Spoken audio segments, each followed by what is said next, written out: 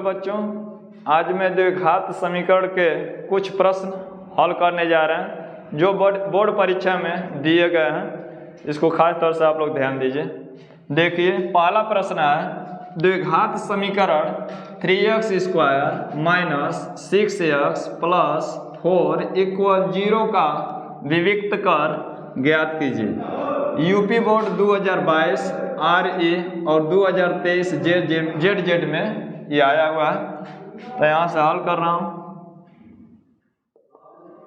प्रश्न है 3x² minus 6x plus 4 = 0। इसको हम चाहेंगे तो लिख सकते हैं समीकरण नंबर 1। देखिए, इसको हम समीकरण नंबर 1 लिख दिए हैं और इस समीकरण 1 की तुलना हम द्विघात समीकरण से तुलना करेंगे। द्विघात का व्यापक समीकरण होता है ax² plus bx plus c = 0। उसी से हम तुलना करते हैं हमेशा। तो देखिए, लिखेंगे समीकरण 1 की ax² plus bx plus c = 0 से तुलना करने पर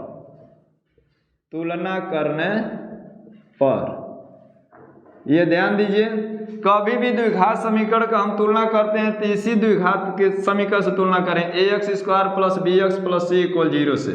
इसको द्विघात का व्यापक समीकरण भी बोला जाता है। तो ध्यान दीजिए, जब भी तुलना करेंगे तो x² के गुणांक से तुलना करेंगे, फिर x के गुणांक से तुलना करेंगे, तब अचर पद से तुलना करेंगे। तो x² का गुणांक यहाँ पर a है, तो हम ax² का गुणांक a लिख देंगे। और यहाँ पर देखिए x² का गुणांक 3 है, तो x² का गुणांक यहाँ 3 लिख देंगे। कहने मतलब कि जब x² के गुणांक से तुलना किए हैं तो a बराबर 3 हो जाएगा। फिर x का गुणांक b है, तो यहाँ b लिख देंगे। x का गुणांक -6 है, तो यहाँ पर -6 लिख देंगे। इसका मतलब b बराबर हो जाएगा -6। चिन्ह पर ध्यान दीजिएगा, यहाँ पर +3 है इसलिए प्लस नहीं लिखा गया, लेकिन यहाँ पर माइनस है तो माइनस लिखना पड़ेगा। यहाँ पर प्लस चिन्ह नहीं लिखा जाता है, इसलिए इसको प्लस माना जाता है। देखिए इधर अचर पद c है, तो यहाँ अचर पद 4 है। अचर पद उस पद को कहेंगे जिसमें अक्षर x न लगाओ, तो इसमें अक्षर x नहीं है, इसीलिए हम इसको अचर पद माने हैं c। और यहाँ भी x नहीं है, तो इसको अचर पद 4 माना गया है, इसलिए c बराबर 4। अब विविक्त कर का सूत्र होता है विविक्त कर को इंग्लिश में डिस्क्रिमिनेंट बोलते हैं, जिसको d से दिखाते हैं। तो d बराबर हम लिख सकते हैं b² माइनस 4ac। ये विविक्त कर का सूत्र है। अब इसी में हम इन मानों को रख करके हल करेंगे, अब विविक्त कर का आंसर आ जाएगा। तो देखिए, b का मान -6 है, तो -6 लिख देंगे। स्क्वायर है तो स्क्वायर कर देंगे, और माइनस 4 गुणित, ये आपस में सब गुणा है, 4 गुणित a गुणित से भी इसको हम बोल सकते हैं। तो 4 गुणित a का मान है 3, तो 3 लिख देंगे। और गुणित c का मान 4 है, तो 4 रख देंगे। अब इसी को हल कर दीजिए। माइनस का जब 2 बार गुणा करेंगे तो प्लस हो जाएगा, प्लस शुरू में लिखा नहीं जाता, मान लिया जाता है। और 6 का जब 2 बार गुणा करेंगे तो 6 का 36 हो जाएगा। ये 6 पर 2 घात का मतलब 6 का 2 बार गुणा करेंगे। और माइनस है तो माइनस लिख दीजिए, इन सबको आपस में गुणा करके रखेंगे। तो 4 × 12 और 12 चौका 48, 4 × 12 और 12 चौका 48, तो 48 लिख देंगे। अब ध्यान दीजिए, यहाँ पर एक प्लस है और यहाँ पर माइनस है, तो एक प्लस और एक माइनस रहता है तो हमेशा घटता है। तो यहाँ पर ध्यान दीजिए, माइनस का मान ज़्यादा है तो माइनस लिख देंगे। 48 में अब 36 घटाएंगे, 48 में से 36 घटाइए, 8 में से 6 घटाएंगे तो 2 हो जाएगा, और 4 में से 3 घटाएंगे तो 1 हो जाएगा। यही -12 आपका आंसर हो गया। प्रश्न नंबर 2 ध्यान दीजिए, यदि समीकरण 3x² minus 12x plus k = 0 के मूल बराबर हैं तो k का मान ज्ञात कीजिए। ये बोर्ड परीक्षा 2017 में, 22 में और 23 में पूछा गया है, तो ये मोस्ट इंपॉर्टेंट प्रश्न है, ध्यान से देखिए। लिखेंगे 3x square minus 12x plus k equal 0। समीकरण नंबर 1 लिख दे रहा हूं। अब देखिए यहाँ पर मूल बराबर होने के लिए बात हो रही है, तो पहले हम फिर समीकरण की तुलना कर लेंगे। तो लिखेंगे समीकरण 1 की ax square plus bx plus c equal 0 से तुलना करने पर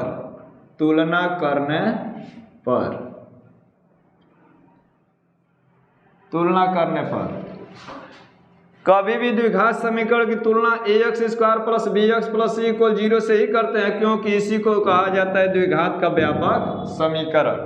तो तुलना करिए, और जब भी तुलना करेंगे तो गुणांकों से तुलना करते हैं। x स्क्वायर का गुणांक a है तो यहाँ x स्क्वायर का गुणांक 3 है, तो a बराबर 3 हो जाएगा। यहाँ x का गुणांक b है तो यहाँ x का गुणांक -12 है, तो लिखेंगे b बराबर -12। अचर पद c है तो यहाँ अचर पद k है, तो c बराबर k हो जाएगा। ये हमारा तुलना करने पर a b c का मान प्राप्त होगा। इसमें प्रश्न में कह रहा है कि दिए गए समीकरण के मूल बराबर है, तो लिखेंगे चूंकि 2 बिंदु रहता है तो चूंकि बोलते हैं। जैसे 2 बिंदु ऊपर और 1 बिंदु नीचे रहता है तो उसको चूंकि बोलते हैं। अगर यही ऊपर कर दिया जाए 1 बिंदु और नीचे 2 बिंदु कहा जाए तो इसको इसलिए बोलते हैं, इसको चूंकि बोलते हैं। हिंदी में, इंग्लिश में सिंस बोला जाता है, और इसको हिंदी में इसलिए बोलते हैं और अंग्रेजी में देयरफॉर बोलते हैं। तो ध्यान दीजिए, लिखेंगे दिए गए समीकरण के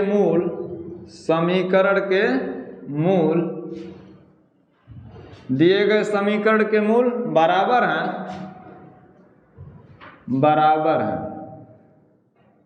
तो जब मूल बराबर होते हैं तो जो विविक्तकर होता है b स्क्वायर माइनस 4ac वो 0 के बराबर होता है। तो यहाँ लिख देंगे इसलिए b स्क्वायर माइनस 4ac बराबर 0। इसी को विविक्तकर बोलते हैं। विविक्तकर जो होता है b स्क्वायर माइनस 4ac 0 के बराबर होता है जब मूल बराबर होते हैं। अब देखिए, अब मान रखकर निकाल लीजिए k का मान। तो b का मान है -12, तो -12 लिखेंगे, इस पर स्क्वायर है तो स्क्वायर कर देंगे। -4 गुणित a का मान है 3 और गुणित c का मान है k, तो k रख देंगे बराबर 0। माइनस का 2 बार जब गुणा करेंगे तो प्लस हो जाएगा। तो यहाँ 12 का भी स्क्वायर करें तो 12 बारह में 144 होता है। 12 गुणित 12 करेंगे तो 144 होता है, तो 144 लिख देंगे। और माइनस 4 × 12 के बराबर 0। अब ध्यान दीजिए, यहाँ पर 144 है तो 144 लिख लीजिए। अब -12 के को हम बराबर के आगे ले जा रहे हैं तो +12 हो जाएगा 12 के, तो यहाँ पर लिख देंगे 12 के। ये -12 को बराबर के आगे ले गए हैं तो माइनस था तो प्लस हो गया, अब 12 के लिख देंगे। के बराबर जब करेंगे तो ये जो गुणांक है ये बाटा में आ जाएगा, तो लिखेंगे 144 अब बाटा में 12। जो गुणांक होता है बराबर के आगे भेजने पर बाटा में हो जाता है। बाटा का मतलब भाग देते हैं। 12 से भाग दे दीजिए तो ये 12 से 144 12 बार में कट जाएगा। 12 से 144 में भाग देंगे तो 12 बार में कट जाएगा, तो k बराबर हो जाएगा 12। यही आपका आंसर हो गया। प्रश्न नंबर 3 देखिए। प्रश्न नंबर 3 है, ऐसी 2 संख्याएं ज्ञात कीजिए जिनका योग 2700 और गुणनफल 182 हो। ये 2022 में आया है, ध्यान दीजिए।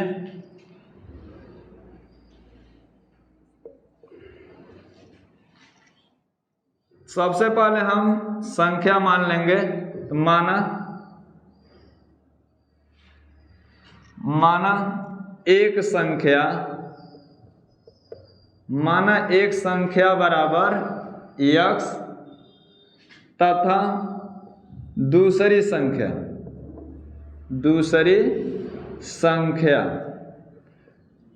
ध्यान दीजिए, एक संख्या जब x मान लिए हैं तो इसमें ये प्रश्न कह रहा है कि संख्याओं का योग 27 है। तो जब एक संख्या x माने है तो दूसरी संख्या निकालने के लिए योग में से पहली संख्या घटाएंगे तो जो बचेगा वही दूसरी संख्या होगी। तो योग 27 है तो यहाँ 27 लिख दीजिए, इसमें से पहली संख्या घटा दीजिए। जब पहली संख्या x घटाएंगे तो 27 माइनस x दूसरी संख्या होगी। अब प्रश्न में कह रहा है कि संख्याओं का गुणनफल 182 है, तो यहाँ पर लिख देंगे प्रश्नानुसार लिख देंगे। प्रश्नानुसार का मतलब जैसा प्रश्न का है उसके अनुसार हम लिख रहे हैं। तो दोनों संख्याओं का गुणनफल 182 है, तो इन दोनों संख्याओं को गुणा करेंगे, x गुणित 27 माइनस x, तो दोनों का गुणनफल कितना है 182, तो यहाँ पर 182 लिख देंगे। दोनों संख्याओं को गुणनफल 182 लिख दें। अब इसको हल करेंगे तो कोष्टक के बाहर जब भी कोई चीज़ लिखा रहता है, चाहे संख्या हो चाहे अक्षर हो, तो उससे गुणा होता है। तो x से गुणा करेंगे 27 में, तो 27x हो जाएगा। फिर यहाँ प्लस है और यहाँ पर माइनस है, जहाँ कोई चीज़ नहीं होता प्लस माना जाता है। तो प्लस माइनस का गुणा होगा तो माइनस, x से x में गुणा करेंगे तो x स्क्वायर। अब बराबर के आगे 182 है तो इसको भी हम इधर ले आ दे रहे हैं। तो माइनस यहाँ प्लस है तो इधर आएगा तो माइनस हो जाएगा 182 बराबर 0। यहाँ पर प्लस 182 है तो बराबर के इधर लाए तो माइनस 182 हो जाएगा बराबर 0। अब देखिए माइनस से हम भाग दे करके इसको प्लस बना देंगे x स्क्वायर वाला को, तो माइनस से प्रत्येक में भाग दे दीजिए। तो माइनस है तो प्लस हो जाएगा x स्क्वायर, यहाँ पर प्लस है तो माइनस हो जाएगा 27x, यहाँ माइनस है तो प्लस हो जाएगा 182 बराबर 0। माइनस से प्रत्येक में भाग दिए इसीलिए इसका चिन्ह बदल गया है। माइनस था तो प्लस हो गया, प्लस था तो माइनस हो गया, और माइनस था तो प्लस हो गया बराबर 0। अब ये द्विघात समीकरण हो गया। अब इसका गुणनखंड करेंगे तो देखिए इस अचर पद से x स्क्वायर के गुणांक के पहले हम गुणा करेंगे और जितना आएगा उसी को दो भाग में तोड़ेंगे। या तो जोड़ने पर आना चाहिए 27 या तो घटाने पर आना चाहिए 27। गुणनखंड करने जा रहे हैं यहाँ पर 182 एकम 182 होगा। अब इसी का गुणनखंड करिए। 2 से पहले काटेंगे, कभी भी छोटी संख्या से काटते हैं। 2 से काटेंगे तो 2 9 18 और 2 एकम 2। अब 2 से नहीं कटेगा, अब 2 से नहीं कटेगा तो अब देखेंगे 3 से, तो 3 से भी नहीं कटेगा। अब 7 से देखेंगे तो 7 से कट जाएगा, 7 एकम 7 बचेगा 2, इसको लेंगे तो 21 हो जाएगा और 7 तरीके 21। अब 13 से कटेगा तो 13 एकम 13। जब 1 आ जाता है तो गुणनखंड रोक देते हैं। अब देखिए इसको 2 भाग में तोड़ना है, तो या तो जोड़ने पर आना चाहिए 27 या तो घटाने पर आना चाहिए 27। तो 7 से 2 में गुणा करिए तो 7 दूनी 14, और 14 में अगर हम 13 जोड़ देंगे तो 27 हो जाएगा। तो यहाँ पर लिख देंगे x स्क्वायर माइनस 14x और माइनस 13x। अच्छा यहाँ माइनस ही क्यों लगाएं ये ध्यान दीजिएगा। जब माइनस माइनस दोनों लगाएंगे तो माइनस में जुटेगा, और यहाँ पर हमको माइनस 27 लाना था, इसीलिए हम दोनों को माइनस में करके जोड़ रहे हैं। तो माइनस 14x माइनस 13x जोड़ेंगे तो माइनस 27x। इसको हल करने पे इतना आना चाहिए। अब प्लस 182 है तो 182 उतार देंगे बराबर 0। अब दो का जोड़ा लेकर हम कॉमन लेंगे, तो ध्यान दीजिए इन दोनों में क्या कॉमन दिखाई दे रहा, जो कॉमन दिखाई देता है उसी को हम यहाँ पर कोष्टक से बाहर लिखते हैं। जो कोष्टक से बाहर लिखा गया समझिए दोनों में कॉमन लिया गया है। अब इससे हम भाग देंगे प्रत्येक में, तो x से जब भाग देंगे x स्क्वायर में तो 2 में से वो कटेगा, तो अभी x पर 1 हाथ बचेगा, तो 1 लिखा नहीं जाता है, सिर्फ x लिख देंगे। अब माइनस x से जब इसमें भाग देंगे तो x कट जाएगा बचेगा 14, तो यहाँ पर 14 लिख देंगे। अब इन दोनों में देखिए कॉमन, आइए भी ध्यान दीजिएगा, जो पहला कोष्टक में आएगा ना वही सेम टू सेम दूसरों में भी आना चाहिए। अगर इसमें दूसरा कुछ आ रहा है, इसमें दूसरा कुछ आ रहा है, तो समझिए कि गलत हो रहा। तो इसलिए ध्यान दीजिए कि जो पहला कोष्टक में आया है वही दूसरों में भी आना चाहिए। तो इसमें माइनस कॉमन ले लेंगे और 13 कॉमन लेंगे। माइनस इसलिए कॉमन लिए हैं कि यहाँ पर जब प्लस एक्स है तो इसमें भी प्लस एक्स बनना चाहिए। तो माइनस से जब माइनस में भाग देंगे तो प्लस हो जाएगा, 13 से 13 कट जाएगा, एक्स बचेगा। माइनस प्लस का भाग होगा तो माइनस, और 13 से जब भाग देंगे इसमें तो 14 आ जाएगा।